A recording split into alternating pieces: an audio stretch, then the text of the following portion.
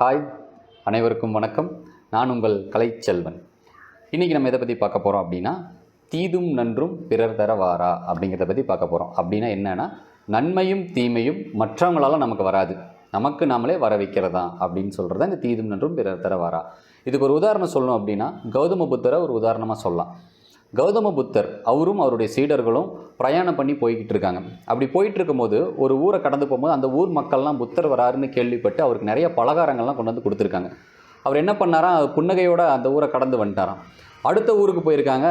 அந்த மக்கள்லாம் என்ன பண்ணியிருக்காங்கன்னா, அவர் ரொம்ப திட்டிருக்கிறாங்க. ஏன் அப்படின்னா, அவர் அரசனாக இருந்து இப்படி வந்துட்டார், ஒரு நாட்டை விட்டு இப்படி வந்தாச்சு அப்படின்னு சொல்லி அவர் ரொம்ப திட்டிருக்காங்க, ரொம்ப கேவலமாக பேசியிருக்காங்க. அப்போ அவர் புன்னகையோடு வந்துட்டாராம். அப்போது அந்த சீடர் வந்து கேட்டாராம், குருவே என்ன இவங்க இப்படி திட்டுறாங்க, நீங்கள் பாட்டுக்கு சிரிச்சிட்டு வரீங்க, எங்களை திட்டியிருந்தாங்கன்னா நாங்கள் ஒன்றா கோவப்பட்டிருப்போம், இல்லைன்னா ரொம்ப வருத்தப்பட்டிருப்போம், நீங்கள் எதுவுமே பண்ணாமல் வந்துட்டீங்களே அப்படின்னு சொல்லி கேட்டாங்களாம். அப்போது புத்தர் சொன்னாராம், இதுக்கு முன்னாடி போயிருந்த ஊரில் அவங்க பலகாரம் கொடுத்தாங்க, அதை ஏற்றுக்கிட்டால் நம்மளோட வயிறு பாதிக்கும், அதனால் நான் அதை ஏற்றுக்கல.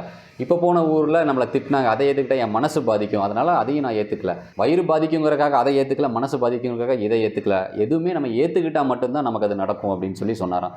இதை தான் நம்ம சொல்கிறோம், தீதும் நன்றும் பிறர் தர வாரா.